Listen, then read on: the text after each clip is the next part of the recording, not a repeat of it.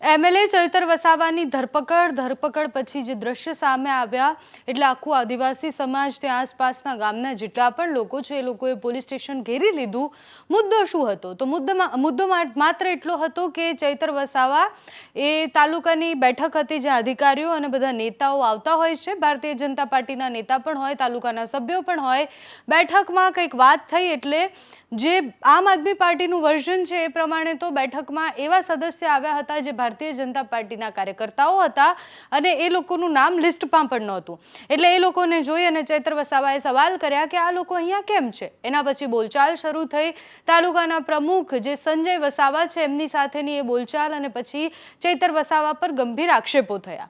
ચૈતર વસાવા આ બોલચાલ પછી ફરિયાદ નોંધાવવા માટે ગયા અને એમની સામે જ ફરિયાદ આવી અને પછી ચૈતર વસાવાની ધરપકડ કરવામાં આવી। પોલીસ સાથેના ઘર્ષણના દ્રશ્ય સામે આવ્યા, પણ પ્રશ્ન એ થાય છે કે સંજય વસાવા સાથેની બબાલ શું થઈ હતી। એક મહિલાએ પણ એવું કહ્યું કે ચૈતર વસાવાએ ખોટી રીતના મારી સાથે વાત કરી છે અને તાલુકાના જેટલા પણ સદસ્ય હતા એ ભારતીય જનતા પાર્ટીના નેતાઓએ ચૈતર વસાવા પર આક્ષેપ કર્યા કે એમને મારવામાં આવ્યો છે। બીજી બાજુ આમ આદમી પાર્ટીના નેતા આક્ષેપ કરી રહ્યા છે કે ચૈતર વસાવાનો કોલર પકડીને માર્યા છે। હવે પ્રશ્ન એ થાય છે કે ચૈતર વસાવાને મારવામાં આવ્યો છે કે ચૈતર વસાવાએ માર્યું છે એ પ્રશ્ન છે, કારણ કે જ્યારે પહેલી વાર એમની ધરપકડ થઈ હતી ત્યારે વન અધિકારીને મારવાનો કેસ હતો, એમાં પણ એવા આક્ષેપો હતા કે વન અધિકારીને એમને માર્યા હતા।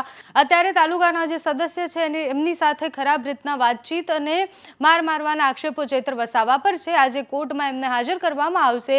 ચૈતર વસાવા માટે આદિવાસી સમાજ અત્યારે પોલીસ સ્ટેશન અને કોર્ટની બહાર ભેગો થઈ ગયો છે, પણ સંજય વસાવા અને એમની સાથે જે તાલુકાના બીજા સભ્ય હતા એ લોકોએ ચૈતર વસાવા પર શું આક્ષેપ કર્યા છે તે પણ સાંભળવા જરૂરી છે। સંજય વસાવા કહે છે કે જ્યારથી એમએલએ બન્યા ત્યારથી એમને નશામાં હોય છે, એમને કંઈક અલગ જ ભૂત સવાર હોય છે અને એ હંમેશા દાદાગીરી પર ઉતરી આવે છે। તો સંજય વસાવા શું કહી રહ્યા છે, બાકીના સદસ્ય શું કહી રહ્યા છે તે સાંભળો।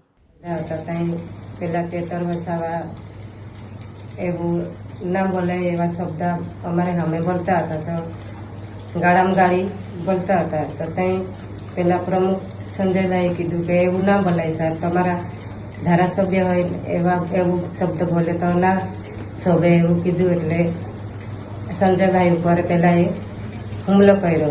ગાળાગાળી કરતા હું વચ્ચે પડ્યો। માન્ય ધારાસભ્યશ્રીને એવું કીધું કે સાહેબ મૂકું, ભલે ગમે તે હોય, એક મહિલા આગેવાન છે, તેમની જોડે તમારે આવું વર્તન ના કરવું જોઈએ। આટલી વાત કરતા ધારાસભ્યશ્રી ઉશ્કેરાઈ જાય છે, મારા પર મોબાઈલ વડે હુમલો કરે છે। મોબાઈલથી હુમલો કરતા થોડી ઝપાઝપી થઈ પછી માન્ય ધારાસભ્યશ્રી વધારે પડતા ઉશ્કેરાઈ જઈને મારા પર જાનલેવા હુમલો કાચ દ્વારા કરે છે, કાચના ગ્લાસ દ્વારા, ને ઘણી બધી ધમકીઓ આપીને જાય છે કે તમારા બંને તાલુકા પ્રમુખને હું જોઈ લઈશ। ચૈતરભાઈ વસાવાએ વિરોધ કર્યો કે આ કમિટીમાં આ સભ્ય આવે નહીં, પરંતુ એમાં થોડું બોલવાનું થયું અને ઝપાઝપી થઈ। તેમાં ચૈતરભાઈ વસાવા સાહેબને અત્યારે ચૈતરભાઈ ફરિયાદ આપવા આવ્યા અને ત્યાંથી અત્યારે પોલીસ સ્ટેશનથી બહાર નીકળવા નથી દેતા। હજુ સામેની પાર્ટીએ ફરિયાદ હજુ આપી નથી, પરંતુ આ નર્મદા જિલ્લાની પોલીસ જે તાનાશાહી પોલીસ અત્યારે એમનું રૂપરંગ દેખાડવાનું ચાલુ કર્યું છે।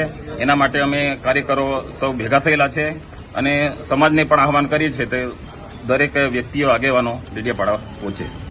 હવે આ કેસમાં આગળ શું થાય છે જોવાનું રહ્યું, કારણ કે ચૈતર વસાવા કોઈ પહેલી વાર જેલ ગયા હોય એવું તો છે નહીં, અને પહેલા પણ લાંબો સમય એ જેલમાં રહ્યા હતા, કેસ ચાલ્યો હતો। હવે આ વખતે આ કેસમાં શું થાય છે, આદિવાસી નેતાઓ અને આમ આદમી પાર્ટી કેવી રીતના આમાં લડે છે એ જોવાનું રહ્યું। તમારું આ વિષય પર શું માનવું છે અમને કમેન્ટ્સમાં જણાવજો। અત્યારે આ વિડીયોમાં બસ આટલું જ। જો તમે અમને યુટ્યુબ પર જોઈ રહ્યા હોય તો સબસ્ક્રાઇબ કરજો, ફેસબુક પર જોઈ રહ્યા હોય તો ફોલો કરજો, અમારા વિડીયોને લાઇક અને શેર કરજો।